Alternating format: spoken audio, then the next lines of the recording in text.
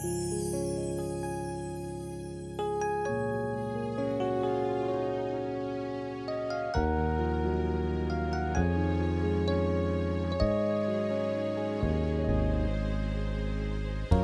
never find a story in a fairy tale. But she wasn't like the other women at the well. Her life was full of pain, hurt, rejection, and loneliness. She didn't want to show, but Jesus saw the desert in her soul. Drink from this water, drink from this water, and you'll never thirst again. Drink from this water, drink from this water, and you'll never thirst again.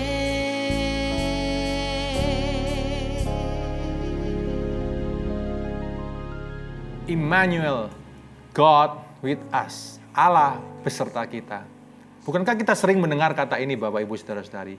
Mari kita melihat lebih dalam makna dari kata Immanuel ini.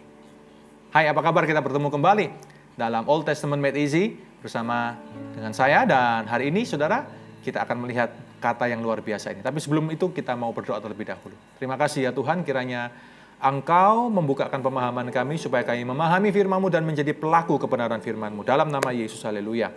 Amin. Kita mau lihat dulu satu peristiwa yang indah yang ada dalam Perjanjian Lama. Buka sama-sama saya dalam kitab Keluaran pasal ke-24 ayat yang ke-9 sampai yang ke-11. Keluaran 24 ayat yang ke-9 sampai yang ke-11. Dan naiklah Musa dengan Harun, Nadab dan Abihu, dan 70 orang-orang dari para tua-tua Israel. Lalu mereka melihat Allah Israel. Kakinya berjejak pada sesuatu yang buatannya seperti lantai dari batu nilam, dan yang terangnya seperti langit yang cerah. Tetapi kepada pemuka-pemuka orang Israel itu tidaklah diulurkannya tangannya. Mereka memandang Allah, lalu makan dan minum. Saudara, peristiwa yang sangat luar biasa. Musa, Harun, Nadab, Abihu, anak-anak Harun, dan 70 orang tua-tua Israel. Mereka naik, mereka melihat Allah. Mereka diizinkan untuk melihat Allah Israel. Saya percaya itu semua karena kasih karunia anugerah. Yang Allah inginkan sebetulnya adalah untuk bersama-sama, dwells among them, untuk bersama-sama dengan umatnya. Disinilah kata Immanuel itu berasal, saudara. God with us, Allah yang bersemayam, Allah yang hadir di tengah umatnya. Bukankah ini sesuatu yang sangat indah sekali? Keluaran 24 ayat 9 dan 11 ini menceritakan juga mengenai ketika mereka bersama-sama dengan Allah. Dikatakan sekali lagi mereka memandang Allah. Diulang itu berarti sesuatu yang ditekankan. Ya, mereka memandang Allah, dan ketika mereka memandang Allah, mereka makan dan minum. Apa artinya nih saudara? Di sini adalah sebuah budaya kuno, budaya Israel kuno. Ya, itu yang disebut sebagai covenantal meal. Ya, makan, perjanjian makan. Dan kalau kita perhatikan dalam sejarah kitab Perjanjian Lama, saudara, ada yang namanya Seudat Nesuin atau perintah Tuhan. Ya, perintah Tuhan berkaitan dengan makan dan minum. Ada peristiwa ini harus makan dan minum. Ada peristiwa itu makan dan minum. Contohnya, ya, ada peristiwa penyunatan anak saudara, makan dan minum. Dan seolah-olah makan dan minum ini menjadi sebuah budaya, tradisi yang sangat dekat dengan kehidupan orang-orang Israel kuno. Bahkan sampai hari ini. Saudara, mengapa? Karena bukan hanya bicara makan dan minum. Karena makan dan minum di sana adalah ada sebuah perjanjian, ada sebuah persekutuan, ada sebuah communion, ya, ada sebuah kedekatan, ada sebuah komunikasi, pertautan hati, relationship yang begitu dekat. Itulah yang Allah maksudkan untuk mengajak mereka di dalam covenantal meal ini. Karena Allah ingin bersemayam dengan mereka, di tengah mereka, mendekat dengan mereka. Israel diajak untuk mengenal Tuhan bukan lagi pada Tuhan yang transenden, Tuhan yang jauh, Tuhan yang hebat, perkasa, yang membelah laut, yang mengadakan mujizat, yang datang dengan suara halilintar, ya, dengan suara petir yang menggelegar. Bukan itu lagi. Tapi Allah yang transenden itu juga Allah yang dekat, Allah yang bersemayam bersama dengan umatnya. Allah yang bersemayam. Ya, Allah yang dwells among them. Allah yang bersyekinah. Allah yang bersyekinah, yang tinggal di dalam umatnya. Dan indahnya kata syekinah ini ada, saudara, di dalam perjanjian baru. Ya, Yohanes pasal pertama ayat 14. Mari kita buka sama-sama. Dalam kata Yunani dipakai kata skeno, itu sama dengan syekinah. Yohanes 1 ayat 14 dikatakan demikian.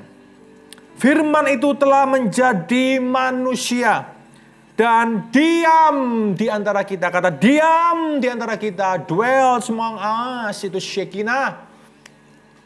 Seperti Allah yang makan dan minum bersama-sama dengan orang-orang Israel, bersama dengan tua-tua Israel, yang di mana mereka makan dan minum di hadapan Allah. Allah juga tinggal dekat dengan kita hari ini. Melalui siapa? Karena firman Allah itu telah datang menjadi manusia, yaitu di dalam Kristus. Di dalam Kristus Yesus kita dekat. Di dalam Kristus Yesus Allah itu tinggal bersama dengan umatnya. Allah memimpin umatnya. Haleluya. Saudara, memang dosa itu menghancurkan keintiman Allah dengan umat. Tapi dari waktu ke waktu Allah terus mendekati manusia. Allah terus merancangkan sejarah penebusan yang luar biasa. Dan tergenapi pada titik kulminasinya ketika Yesus mati di atas kayu salib. Keluaran 25 kalau kita perhatikan di pasal selanjutnya. Ya, tadi Keluaran 24. Kalau kita perhatikan Keluaran 25. Setelah mereka mengadakan perjanjian dengan Allah, apa yang terjadi, saudara? Dikatakan Musa naik ke atas gunung Sinai. Ya, Keluaran 25 ayat yang ke-8. Dan mereka harus membuat tempat kudus bagiku supaya aku akan diam di tengah-tengah mereka. The sanctuary. Aku tinggal di antara mereka, di tengah-tengah mereka. Ada sanctuary, ada dwelling place. Ketika bait Allah itu dihancurkan, Allah tidak tinggal lagi dalam bait, satu bait tertentu, tapi Allah tinggal melalui Kristus. Allah tinggal di dalam hati setiap orang yang percaya kepadanya. Bapak, Ibu, Saudara-saudari, Allah selalu ingin dekat dengan kita. Allah ingin selalu Immanuel. Dan Immanuel ini tidak akan pernah berhenti. God always with us. Dia selalu ada bersama-sama dengan kita.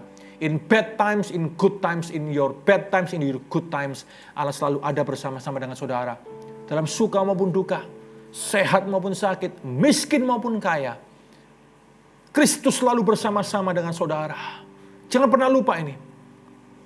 Saudara, bahkan perjanjian, janji nikah yang hari ini diucapkan oleh banyak pasangan yang diberkati di gereja, itu disadur di dalam perjanjian lama. Disadur dalam kitab Kidung Agung. Dan juga peristiwa ketika Allah bertemu dengan umatnya di Gunung Sinai. Saudara, ketika Allah menuntun mereka ke Sinai. Kenapa? Karena Sinai adalah tempat di mana Allah itu menikah dengan Israel. Ya, dalam konsepsi perjanjian lama, konsepsi Ibrani, saudara. Gunung Sinai adalah tempat di mana Allah menikah dengan Israel. Dalam tanda kutip, Allah menikah dengan Israel. Karena Israel diberikan mahar. Ya, diberikan maharnya apa? Mahar pernikahannya. Yaitu Taurat diturunkan di sana. Itu mahar pernikahan antara Allah dengan Israel. Luar biasa bukan, saudara? Dan dia berkata, aku akan menjadikan engkau sebagai apa? Sebagai istriku, istri seperjanjianku, di dalam kesetiaan, di dalam kesucian. Bukankah itu yang dikatakan dalam kitab Hosea, bukan, saudara? Bahkan ketika Hosea menikah dengan Gomer sebagai lambang bahwa itulah ketidaksetiaan Israel kepada Allah, suaminya yang sah. Tapi Allah tetap berkata, ve'erastikli leolam, ve'erastikli patsedek, uve misfat, uve rahamim, uve chesed, ve'erastikli et Adonai, ve'yadaat et Adonai, ve'erastikli be'emunah, ve'yadaat et Adonai.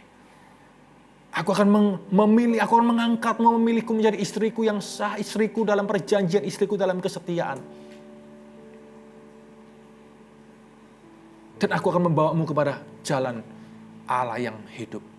Bapak, Ibu, Saudara-saudari, Immanuel, Allah selalu ada bersama dengan kita.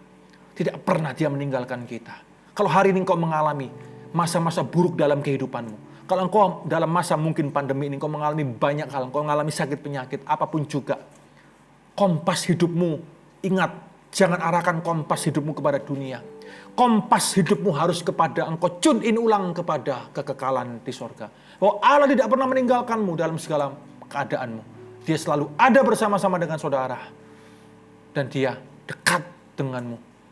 Karena engkaulah mempelai wanitanya. Mempelai wanita Kristus, bukan kita semua. Mempelai wanitanya. Dan kita adalah tunangan-tunangan Kristus. Rasul Paulus berkata, aku mempertunangkan engkau kepada satu mempelai, yaitu Kristus. Kita adalah tunangan-tunangan Kristus. Dan kita harus tetap setia menunggu Kristus datang. Sang suami sah kita itu, saudara. Jangan berselingkuh dengan dunia dalam masa susah, masa sukar. Jangan berselingkuh dengan dunia, jangan berselingkuh dengan iblis. Jangan berselingkuh dengan roh-roh jahat. Jangan berselingkuh dengan segala macam tawaran-tawaran dosa. Tetaplah menjadi tunangan yang setia. Tunangan Kristus yang setia.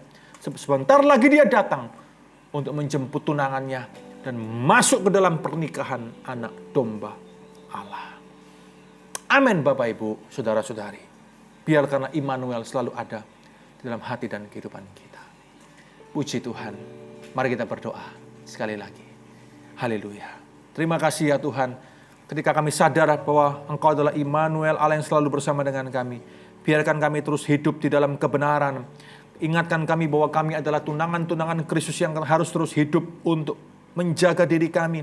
Dalam kondisi siap, bagaikan wanita, pengantin wanita, calon pengantin wanita yang bijaksana, 5 gadis bijaksana itu. Supaya ketika mempelai pria kami datang, oh pernikahan anak domba tiba, kami siap. Minyak kami siap semuanya ya Tuhan. Minyak kami siap untuk masuk ke dalam peristiwa agung itu. Oleh karena itu hari ini Tuhan, kiranya kami terus hidup benar di hadapan-Mu. Kami tidak tergoda oleh dunia ini.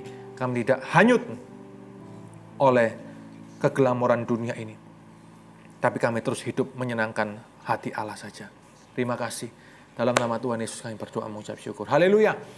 Amin. Immanuel, Tuhan menyertai kita semuanya. God bless you. Amin. From this water, drink from this water, and you'll never thirst.